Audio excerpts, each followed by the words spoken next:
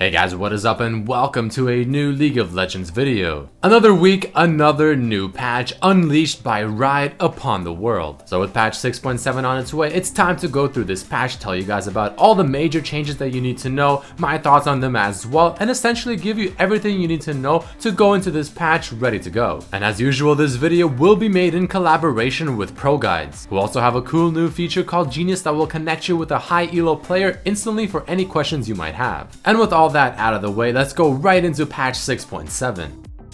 So first, talking about the big changes within this patch, and starting it off is going to be Aurelion Sol. So I did put this guy in my top 5 AP mids list because I do feel like he is quite strong, and apparently Riot agrees. He's already getting some nerfs, the first of which being to his Q ability. The stun duration has been reduced at every single rank of the Q ability, and at rank 5 it has been reduced by 0.5 seconds. Now at first this may not seem like it's a whole lot on paper, but trust me, taking into account how many Qs you can throw out in a team fight, the 0.5 seconds will add up and you will start feeling the difference. And on top of that, they also threw in some nerfs on his ultimate. Now the slow duration is not only reduced by 2 seconds, but the slow amount is also reduced. But on the bright side, the slow no longer decays over the duration, so now it will slow for that exact amount for the full 2 seconds. Now I do feel like this is a decent hit to Aurelion Sol, especially considering he's still a new champion and there's still quite a bit of people that probably don't really understand how to play him just yet. So I really do feel like this may put off a lot of people from investing the time into learning this champion. I'm gonna take a little bit of a risk here and give him the first underpowered rating and give him 1 star out of 3. This means that I do feel like he is gonna be played even less often than he currently is, mainly because again he is a new champion and I feel like a lot of people will be turned off from just putting in the time now. However, if you do put in the time to learn him and you actually take the risk in doing so, I do feel like he can still be quite strong. And moving over to the next champion we'll be talking about, Corki. Here's a little guy that has been seeing quite the success in the mid lane, and the reason for that quite honestly was because his kit just felt overloaded. He simply brought too much to the table, and I do feel like Riot is giving him some decent nerfs. The nerfs to Corki as of this patch are as follows. His passive will no longer make his auto attacks deal 110% damage, with 55% of it being physical and 55% of it being magical. Instead now it is at a flat 100% or 50% physical and 50% magical. So he's losing 10% on his auto attack damage. Now that doesn't seem a whole lot to begin with, but again remember, this is his auto attack we're talking about. You'll be auto attacking a lot within a full game, so obviously this is going to be adding up for quite a bit of damage lost. Now this is without question a nerf, and now I don't think this is enough to make people stop playing Corki just because his spells were completely untouched, and his spells are going to be still very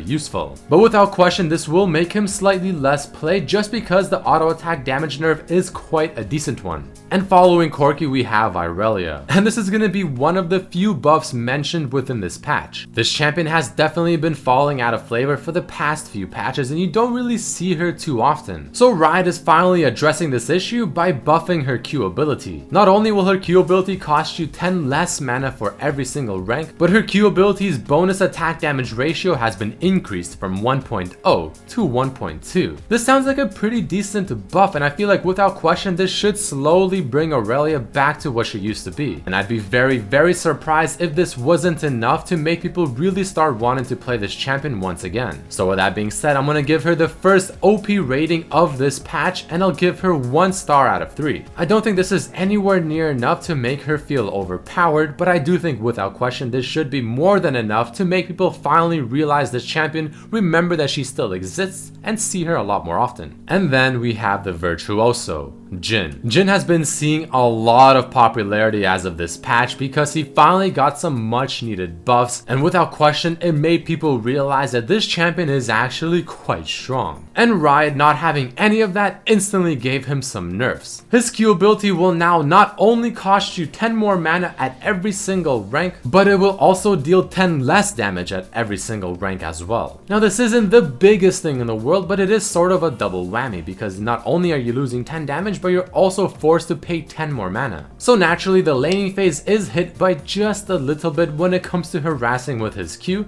but personally I still feel like his auto attack damage and abusing that 4th shot in the laning phase is where his true damage comes from. But wait, there's more. His E ability actually got buffed, now costing you 10 less mana. In my opinion, his E ability isn't anywhere near as useful as his Q, but I mean it's still something to compensate. So I'm sure you do not need me to say, but this isn't the biggest thing in the world, and I think Jhin should still be in quite a decent spot. So if you found your love for Jhin as of the past few patches along with probably many other players, don't fret, he should still be quite a strong champion. But moving on to Kindred and over into the jungle. Kindred has seen absolutely dominating stats in solo queue, especially in Korea, being at the #1 spot of all champions by quite a large margin. And the main reason for that is because not only was her early game clear in the jungle still quite strong, but the tank meta is here, and Kindred with her percent damage on her passive was absolutely shredding the tanks with Devourer. But it seems like Riot is touching something completely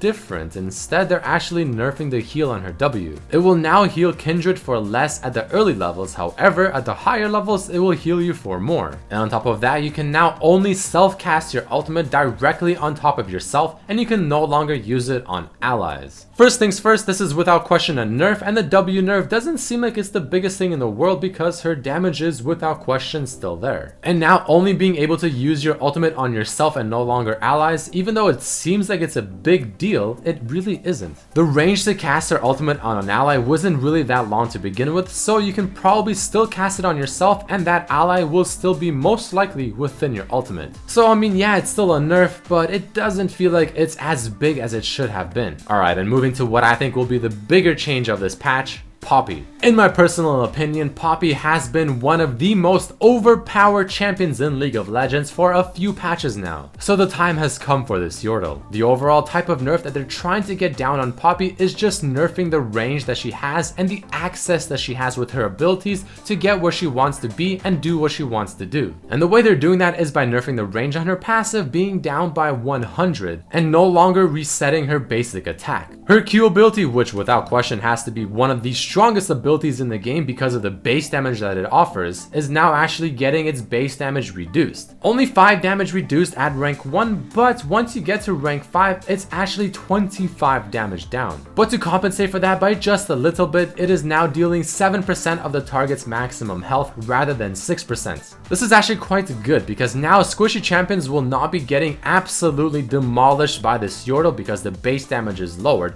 but she can still do a fairly decent amount of damage against very tanky champions that are just stacking the hell out of HP. And then her E ability is also getting nerfed, having its range reduced by also 100. So those are the nerfs to Poppy, and they're well deserved without question. But I'm gonna go ahead and take a little bit of a risk here and not give her the underpowered rating. I don't know why, but there's something within me telling me that, you know what, even though this is a decent nerf, she's still gonna be played just as often. I don't know what it is, and I don't know if I'm right or wrong, but something is telling me that she's still gonna be quite popular. So I'm gonna go ahead and listen to my gut feeling and not give her the underpowered rating. But at least the nerfs are still quite strong, and it should still lower her play rate by just a bit. Next up we have Rammus, who also has been seeing quite a bit of popularity as of recent. The nerf for Rammus is quite simple. His ultimate cooldown is going from 60 seconds all the way up to 100 seconds at rank 1, and then finally back down to 60 seconds at rank 3. I didn't even realize he had 60-second cooldown at rank 1. That is absolutely absurd. That is a very